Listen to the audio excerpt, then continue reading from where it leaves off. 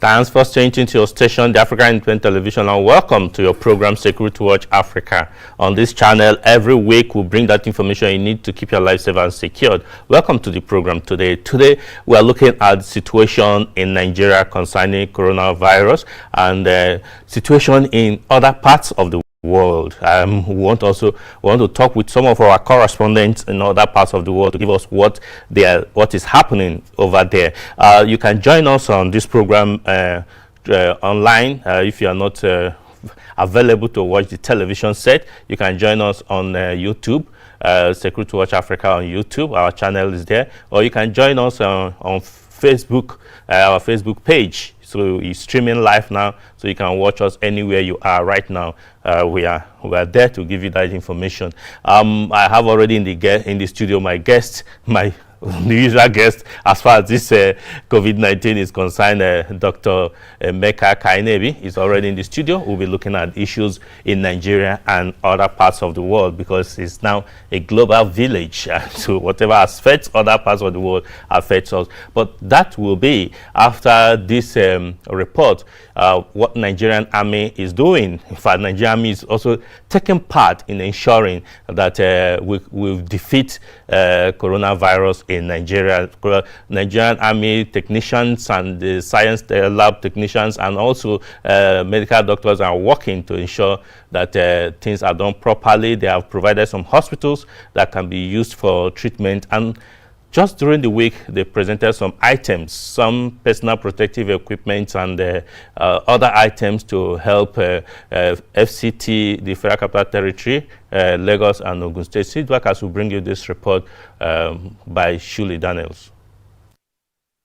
As part of its civil-military cooperation policy and support to effort geared towards effective management and curbing of the spread of the coronavirus COVID-19, the Nigerian Army presented some personal protective equipment, PPE, to the Federal Capital Territory Administration. The item, which is part of orders to be presented to Lagos and the state government respectively, was received by the Minister of Nigeria's Federal Capital Territory, Mohammed Musa Bello. Presenting the much-needed items produced by the Nigerian Army, the Chief of Army Staff, Lieutenant General Tukur Yusuf Buratai, represented by the Chief of Civil Military Affairs, Major General Hamza Bature, described the novel coronavirus as a security threat against humanity and therefore urged for collective responsibility by all in the fight against COVID-19 pandemic. We are here to actually deliver or present the token of personal protective equipment on behalf of the Chief of Army Staff, Lieutenant General T.Y. Buratai, officers and soldiers of the Nigerian Army, to the Federal Capital Territory Administration. This is in support of the administration's efforts at curbing the spread of COVID-19 pandemic in the territory. We are all aware that COVID-19 is a serious threat to humanity, and all efforts must be on deck to curb the spread and contain it. Our efforts this afternoon is also part of the corporate social responsibility of the Nigerian Army, as well as the continuation of its drive towards strengthening the civil-military relationship in the Federal Capital Territory. In his response, the visibly impressed Minister Mohammed Musa Bello thanked the Nigerian Army for identifying with citizens of the FCT in this trying period, saying the item donated by Lieutenant General T.Y. Buratai will go a long way to support the frontliners. I want to use this opportunity to welcome you to our office and to also thank you most sincerely for this very important contribution to our collective fight against the pandemic of COVID-19. I want to also place on record our appreciation to the Chief of Army Staff, Lieutenant General Tukur Yusuf Buratai, for the support he has always rendered to the Ministry of the FCT, as well as the FCT as a territory. This has been manifested in so many areas over the last few years. And I would also like to acknowledge the tremendous cooperation and support we have been receiving from the Army Headquarters Garrison, led by my brother, Major General Yap. So what you have brought to us today will go a long way in supporting our frontline medical officers who have been working day and night over the last 6 to 7 weeks as we try jointly to fight this pandemic. And I assure you that it will help in our work. But more importantly, I think the Nigerian Army High Command, as well as the officers and men, have already contributed tremendously to us in terms of all your support in our enforcement activities, as well as security-related activities in the territory and beyond. And I want to sincerely, really convey our appreciation to the Chief of Army Staff and the entire Army Command.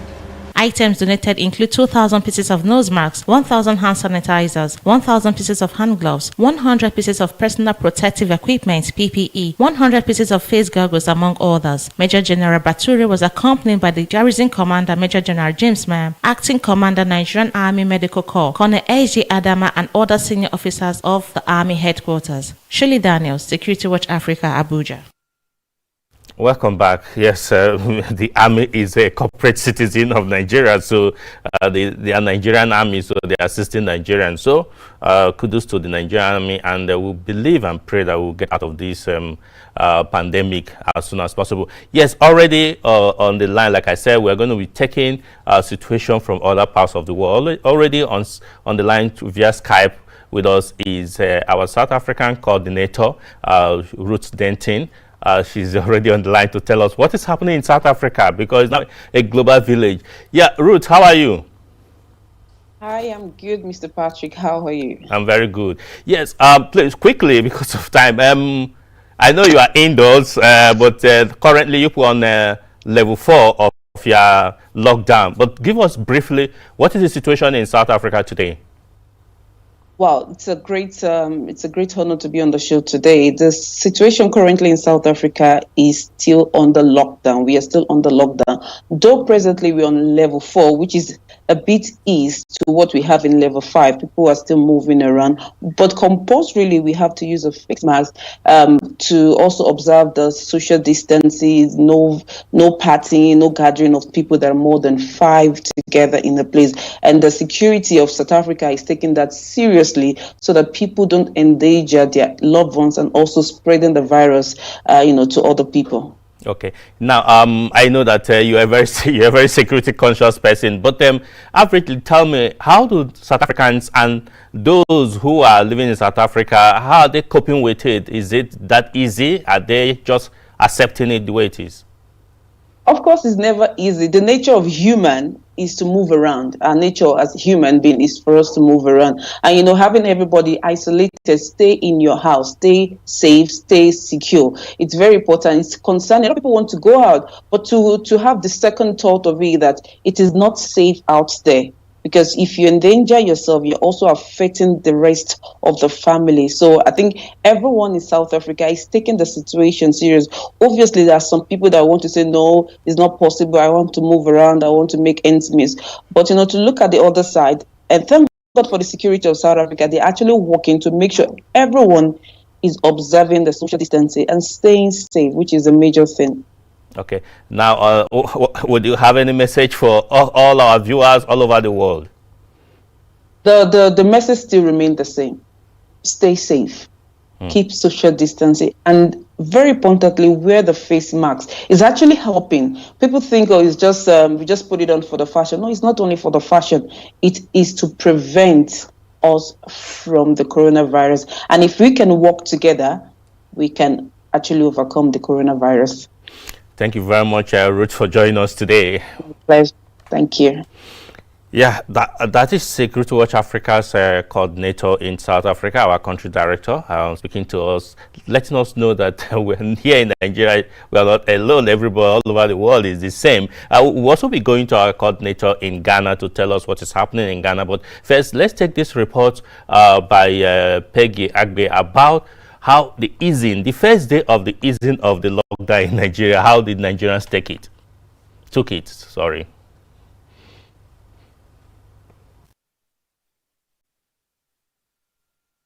As part of curbing the spread of coronavirus COVID-19 pandemic, the Nigerian government, through a presidential order, declared restriction of movement in Federal Capital Territory (FCT), Lagos and Ogun State. These restrictions lasted for 28 days, but in response to the cries of some Nigerians, President Muhammadu Buhari announced an initial 14 days ease of lockdown in those 3 locations. A total national curfew from 8 p.m. to 6 a.m. and interstate movement restrictions except for essentials. In the morning of Monday, 4th of May 2020, residents of the FCT, Lagos and Ogun States rushed out to the streets to resume their normal business activities. Security Watch Africa's crew observed some of the enforcement of interstate restriction and some movement of persons and vehicles. Everybody.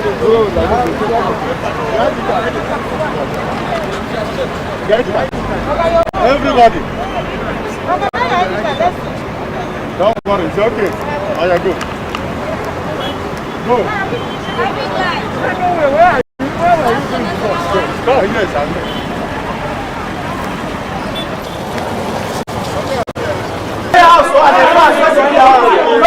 Come here.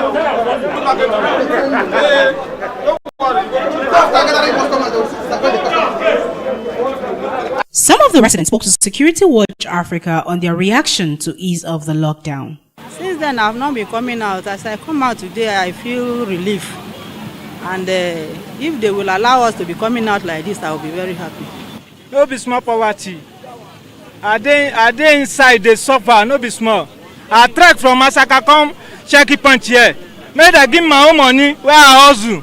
They no gree give me. They slap me. On top my own money, they slap me again. I don't know what I go do. Government, when I help me. My assessment so far outside would have been very good. But the sad irony of it is that the banks are not helping us. Most of the banks shut most of their branches and open 1 or 2, like what you are seeing here. And we thought that at a time like this, when we are coming from a long period of lockdown, banks should know that there will be massive crowd all around their branches. In the government determination to ensure compliance to the presidential order, the FCT Ministerial Enforcement Task Force on COVID-19 restrictions were effectively on the streets of the FCT, carrying out its enforcement mandate. The team leader, Ikaru Atta, disclosed that over 1,000 violators have been arrested and charged to mobile courts. Since we started, I think about 8,000, except we're talking about the curfew per se. Okay. No, in the curfew, we have arrested so much in the curfew. They've gone to mobile court to keep them in the night. Any morning, they go to mobile court. Okay. Some of them are aged, we keep them to stay for some hours. Okay. Then before, because we can't keep them because we don't know their health condition. Okay. So we sometimes allow them to go, even when we're on mobile court, we not sit very early in the morning. Okay. Peggy Agbe, Security Watch Africa, Abuja. Welcome back. In fact, just before I take our next, we have our coordinator in the United States already on the line, on phone line with us to tell us what is happening in the US. But let me take a comment from Dr. Kanebi. You saw the crowd. You were worried. You are disturbed. I'm just worried and alarmed by that. I just pray, like, that God helps us through this, So yeah, I'll just say okay. that for now. I'll get back to you. But already on the line from Houston, Texas, in USA, is Etebel, our coordinator in US. So, hello, Etebel. How are you? I'm good, Mr. P. How are you doing today? Thank you. Yes, would have loved to see your handsome face via Skype, but later. But and all the same, let's quickly find out what is happening in the U.S. today. I know it's early morning, but what information are you getting? Yeah, actually, what is happening here is exactly what is happening there, you know, but maybe the only difference is the way it is being handled, as a matter of fact, you know. So the coronavirus has crippled the economy and the whole system, and I'm sure that is also what is going on there, you know, but the only difference is how maybe the system is handling here with the masses and how the system is handling it there, which has always been the case, as a matter of fact. Okay. Yes. Let's talk about it. Situation there and here is similar, apart from the handling. But how best do you think it can be handled? Yeah, the appropriate way that it could be handled there is the implementation. You know, that people listening to what the system is advising. You know, which is the social distancing and you know, constant washing of hands and, you know, avoiding crowd. You know, because if you notice, you know, most of the states in the U.S. have been locked down, you know, like in Texas, you know, so Texas is gradually reopening, you know, based on its necessities and the provision of services, you know, so, but in there, when you watch the news, what is going on, people are not listening, you know, which is the difference. Yeah, you don't have to force somebody, man. You know, they use force or police or army to tell somebody don't go and die. It is, you know, it's a common thing. It's a common sense. You know, so it's the people, how the people understand the whole issue. But I think it's also based on awareness. All right. You know?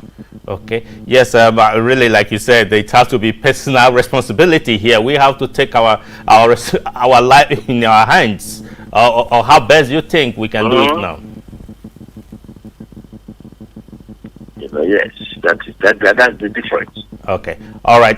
Thank you very much, Tebet. I will be bringing you on as time goes on the subsequent editions of this program to tell us what is the difference and what are we not doing right. From what you have just said, we must do our role more efficiently. Thank you very much for speaking with us. Sorry for waking you up this early. No problem. Thank you so much, P. All right. Thank you. Yes. You had him there from the U.S. telling us that it's the same thing, but the difference is the individuals. Doctor, you heard him say it.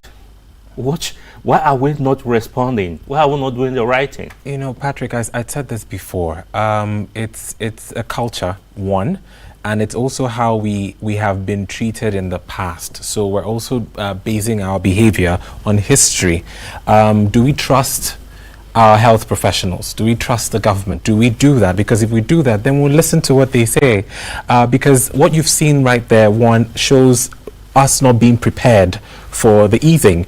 So you ease people out, but the banks aren't open. So how did you expect people to go to the banks? Because you knew they were going to go to these places. Exactly. So they are there and they're crowded. They'll be crowded because they don't believe what you're saying, and then two, they need to get to do what they have to do. So it has to be a balance. We have to be responsible. You know, I said this last week. It's all about responsibility. And your correspondent from South Africa said it. We have to work together. We have to work together. I think that's essential. Yeah. In fact, and incidentally, from Monday till last night, the spike in terms of number of confirmed cases is just arising. A lot of people are saying that maybe it's because of the the easing of the lockdown, but I think maybe it's not yet. Yes, you know, we've spoken about this before. I told you that as long as we don't have the stats as to how many people we're testing and then the numbers we're seeing, because if you know now we're testing over 20,000, yes, which is not comparable to what we did a few weeks ago. So the numbers definitely will rise. What we need to do is to do a deep dive to see, are we testing different groups? Are we testing in different communities? What's the community spread like, for us to be able to make that analogy that it's because of the increased testing that we're seeing, or it's because of the easing of the lockdown that we're seeing increased numbers. Okay, but maybe if the easing, maybe people may not have started experiencing the effects. Exactly, because if you have just eased the lockdown, how are we testing the people who have come out? Are we testing that crowded group?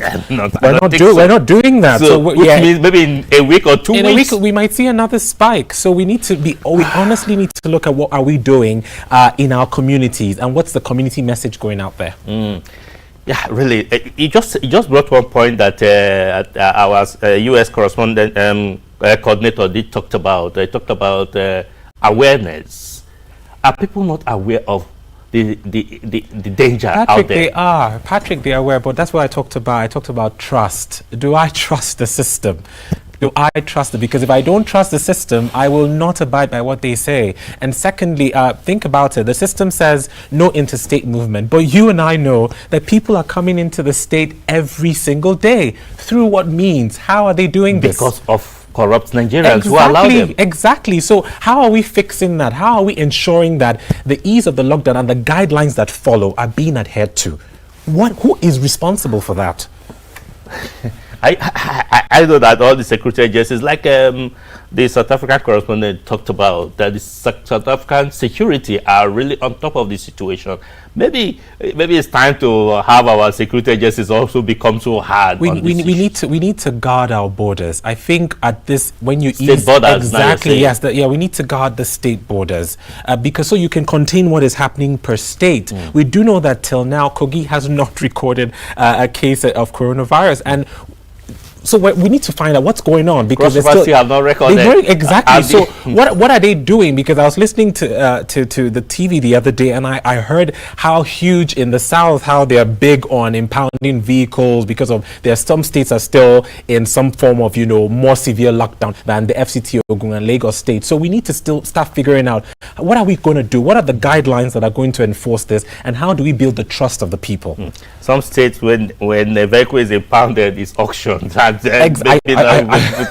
Exactly. Really, it's not a funny situation, but really, it's we're expecting our correspondent, our Ghana correspondent, to come online to tell us what is okay. Yes, I'm informed that Tony White Meribe is already on the line via Skype from Accra, Ghana, to tell us what is happening in Ghana. Yes, please, can we have Tony on the line? I don't think. Okay. Yes. Okay. While we wait for Tony, let me come to the issue of, you talked about trust. Okay, and some people are saying that maybe the figures we're getting from NCDC may not be accurate. Some said we may be having more deaths or more cases, but maybe they are hiding it. You're a medical personnel. I know that you stay by yes, the rules and ethics. Exactly. So now I think that is without our reach, because we're not at that point of influence to know about the fidelity of the data we're getting from the NCDC. But okay. So basically, I'd like to figure out what is happening at this point regarding how people should react, rather not looking at, okay, what's the NCDC saying about the data, because that's not for our consumption. There's another control regarding the data that we don't have control over. So we should focus rather on what happens to the people. Are we washing our hands? Are we social distancing, physical distancing? And are we abiding by even the wearing of the face mask? I've been talking to you about that and showing you that a lot of people aren't wearing it correctly. A lot of people have turned it into a neck band as regards a face mask. Yes. And also, like I told you, the false security a face mask might give, that I don't need to come into a place and use a hand sanitizer or wash my hands. These things are very, very critical. Okay. Yeah, because some people have said that believe that once you wear the face mask, you are immune. You may not be infected, they still need to wash your hands and use this hand sanitizer. Exactly. I think that is extremely essential. The hand hygiene, the social distancing, not being in crowded places. I think they've become like the golden law regarding coronavirus. It's one of the sure ways of really preventing transmission and avoiding spread of the virus. If we can, as a people, take responsibility, like your correspondent from South Africa said, your coordinator in South Africa, that is working together. Do we see this as a together thing that we can launch in and win together? I think when we start thinking for each other, thinking about communities and not just thinking about individuals, we will win this battle. I think the condition you just given is a condition I think that can help us win it. But Nigerians still very adamant and thinking, like you said, mistrust of the government and all that.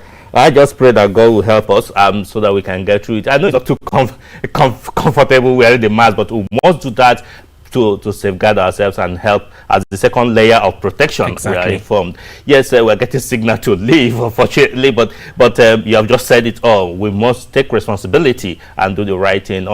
Viewers that join us, sorry, who have come to the end of the program, but you can join us next week when we bring you more exciting edition of this program, and Dr. Kanebi will give us more insight on what we should do and create more awareness. I know that we'll give room for the call to prayer, the Islamic call to prayer, which will coming on immediately after this program. Thanks for staying tuned. It's been a pleasure presenting this to you. Bye for now.